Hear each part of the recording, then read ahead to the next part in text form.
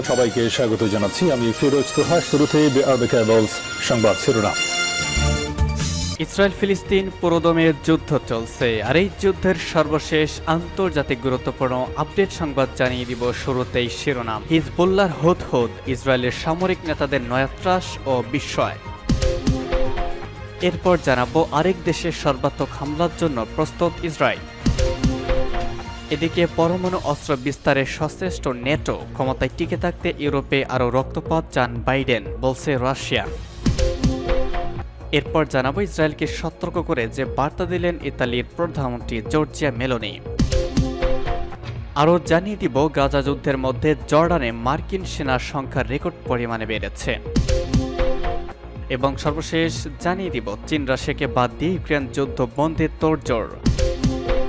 হিজবুল্লাহর হুদহুদ, ইসরায়েলের সামরিক নেতাদের নয়া ত্রাস ও বিস্ময়। লেবাননের ইসলামী প্রতিরোধ আন্দোলন হিজবুল্লাহ সম্প্রতি একটি ভিডিও প্রচার করেছে। ওই ভিডিওতে দেখানো হয়েছে ইসরায়েলের আকাশে হিজবুল্লাহর হুদহুদ নামক একটি ড্রোন নির্বিঘ্নে উড়ছে। এই দৃশ্য দেখে ইহুদিবাদীরা ব্যাপকভাবে হতবাক এবং আতঙ্কগ্রস্ত হয়ে পড়েছে। ইসরায়েলের সামরিক হুমকির জবাবে লেবাননে হিজবুল্লাহর উত্তর ইসরায়েলে ওই হুদহুদ ড্রোন পাঠিয়ে হাইফা বন্দরে গুরুত্বপূর্ণ সামরিক অবস্থানের ছবি তুলেছে। পার্স টুডে আরও জানিয়েছে ইহুদিবাদী মিডিয়াগুলো হুদহুদ ড্রোন সম্পর্কে প্রচারিত ভিডিওকে অত্যন্ত বিপজ্জনক বলে মন্তব্য করেছে। ইহুদিবাদী সূত্রগুলো এই ভিডিওটিকে হিজবুল্লাহর পক্ষ থেকে হুমকির একটি জবাব বা বার্তা হিসাবে দেখছে। ওই বার্তায় বোঝানো হয়েছে যে তেল আবিব যদি লেবাননের বিরুদ্ধে ব্যবস্থা নেয় তাহলে ইসরায়েলের বিরুদ্ধে লক্ষ্যবস্তু ছোট হবে না। এদিকে ইহুদিবাদী মিডিয়াগুলো স্বীকার করেছে যে লেবাননে হিজবুল্লাহর শক্তি ইসরায়েলি সেনাবাহিনী এবং নিরাপত্তা বিভাগকে হতবাক করে দিয়েছে। ইহুদিবাদী শাসক গোষ্ঠীর মিডিয়া এই ভিডিও এবং ছবি প্রকাশকে অত্যন্ত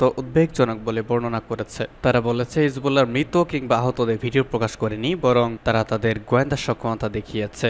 এই ইহুদিবাদী উৎসগুলো ভিডিওটি প্রকাশের সময় সম্পর্কে জোর দিয়েছে। ভিডিওটির প্রকাশকাল কাকতালীয় নয়, বরং লেবানন এবং ইসরায়েলে মার্কিন বিশেষ দূত এমস হোকস্টেনের সফরকালে প্রকাশ করা হয়েছে। এ প্রসঙ্গে ইহুদিবাদী বিশ্লেষক ইওসি মেলম্যান বলেছেন, হিজবুল্লাহর কৌশলগত পরিকল্পনাকারীরা 18 বছরে অর্থাৎ 2006 সালে যুদ্ধের পর থেকে আমাদের ভূখণ্ডের তথ্য সংগ্রহ করতে সক্ষম হয়েছে, যা তাদের একটি বিস্ময়কর অর্জন।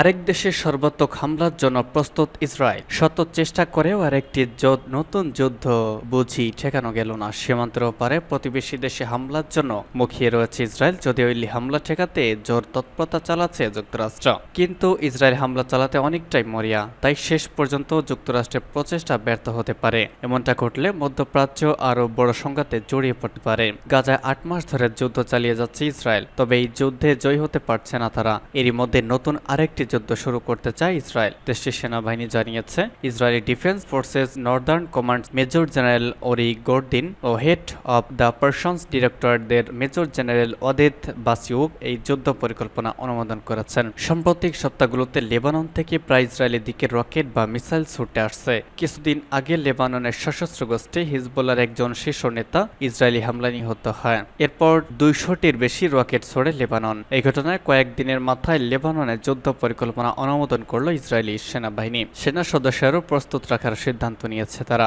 গেল বছরের শেষ ভাগ থেকে ইসরায়েলে হামলার পরিমাণ বাড়িয়ে দিয়েছে লেবাননের সশস্ত্র গোষ্ঠী। গতকাল তারা প্রায় 10 মিনিটের একটি ভিডিও প্রকাশ করেছে। ভিডিওটিতে ইসরায়েলের হাইফা অন্যান্য শহরের দৃশ্য ধারণ করা হয়েছে। লেবাননের গ্রুপটির দাবি ড্রোন থেকে ইসরায়েলের সামরিক ও বেসামরিক অবস্থানের এই ভিডিও করা হয়েছে। ওই ভিডিও প্রকাশের পর ইসরায়েলি কর্মকর্তাদের মনে আতঙ্ক ঢুকে গেছে।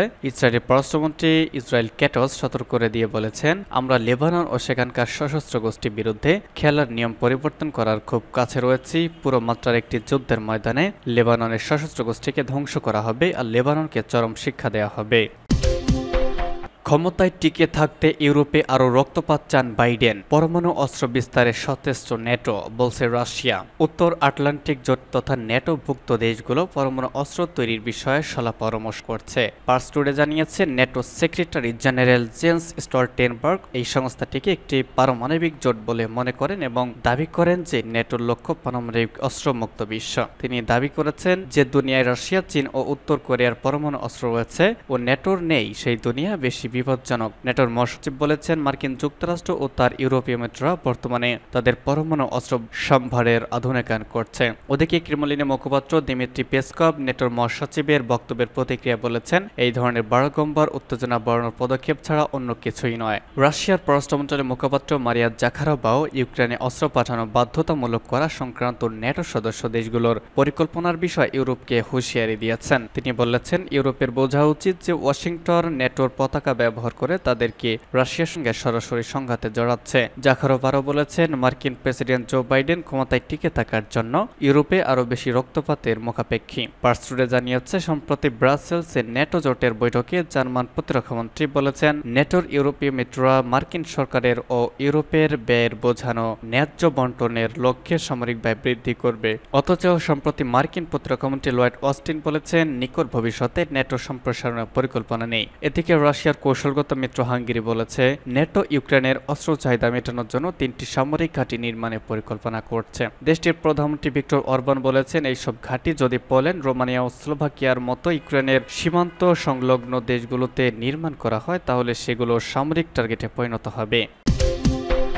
ইসরায়েলকে সতর্ক করে যে বার্তা দিলেন ইতালির প্রধানমন্ত্রী। মধ্যপ্রাচ্যে বিস্ফোরা ইসরায়েলের সঙ্গে ইতালির মুখোমুখি নতুন কিছু নয়। ইসরায়েলকে অস্ত্র দিয়ে সহায়তা করা দেশগুলোর তালিকা রয়েছে ইতালি। কিন্তু গত বছর গাজা ইসরায়েলের হামলা শুরুর পর ইতালি ফের আবিবে বা তেল আবিবের কাছে অস্ত্র বিক্রি বন্ধের ঘোষণা দিয়েছিল। যদিও চলতি বছরের মার্চে দেশটির প্রতিরক্ষামন্ত্রী পার্লামেন্টে জানিয়েছেন, ইসরায়েলের কাছে অস্ত্র বিক্রি অব্যাহত রেখেছে ইতালি। এমন খবর সামনে আসার পর হইচই পড়ে গিয়েছিল।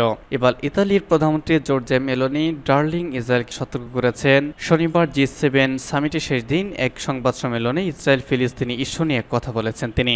আয়োজক দেশের প্রধানমন্ত্রী মেলোনি এদিন ইসরায়েলের প্রতি নিজের সমর্থন পুনর্ব্যক্ত করেছেন। তার ভাষায়, গেল বছর অক্টোবরের শুরুতে ফিলিস্তিনের স্বাধীনতাকামী সংগঠনের যোদ্ধাদের হামলা ইসরায়েলকে যুদ্ধে টেনে নিয়েছে। মুখে ফিলিস্তিনের জন্য শান্তির কথা বললেও মেলোনির ভাষায় একটি ফাঁদে পা দিয়েছে ইসরায়েল। ফিলিস্তিনি যোদ্ধাদের এই ফাঁদ কাজে দিচ্ছে বলে মন্তব্য করেছেন খারাপ প্রধানমন্ত্রী।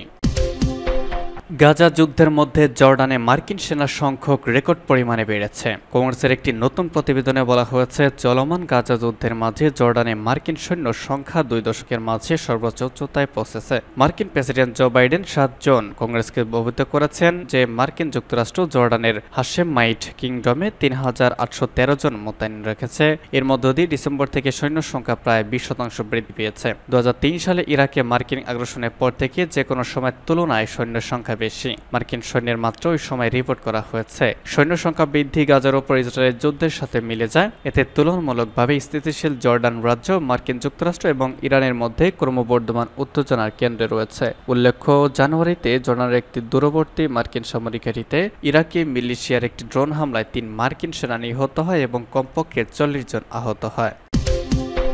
চীন রাশিয়াকে বাদ রেখে ইউক্রেন যুদ্ধ বন্ধে তোড়জোড়। ইউক্রেন যুদ্ধ থামাতে সুইজারল্যান্ডের শান্তি সম্মেলনে যোগ দিয়েছে। পশ্চিমা দেশগুলো অংশ নিয়েছে তাদের মিত্ররাও। যুদ্ধ থামাতে সম্মেলনের ডাক দেওয়া হলেও সেখানে অংশ নিচ্ছে না বিশ্ব রাজনীতি 2 বড় খেলোয়াড় চীন ও রাশিয়া। মস্কোর প্রতি বেজিং এর সহায়তা বন্ধে সম্মেলনে চীনের অংশগ্রহণ প্রত্যাশা করেছিল পশ্চিমারা, কিন্তু রাশিয়াকে বাদ দেওয়ায় সম্মেলনের কার্যকারিতা নিয়ে প্রশ্ন তুলে সেখান থেকে নিজেদের প্রত্যাহার করে নিয়েছে শি জিনপিং এর দেশ। একে যুক্তরাষ্ট্র ইউক্রেনের বড় কূটনৈতিক পরাজয় হিসেবে দেখছেন আন্তর্জাতিক রাজনীতি বিশ্লেষকরা। চলতি মাসের শুরুতে সিঙ্গাপুরে একটি নিরাপত্তা সম্মেলনে চলার সময় হঠাৎ হাজির হন ইউক্রেন প্রেসিডেন্ট ভলোদিমির জেলেনস্কি। উদ্দেশ্য ছিল শান্তি সম্মেলনে যেন রাশিয়া থেকে বেশি সংখ্যক দেশ অংশগ্রহণ করে।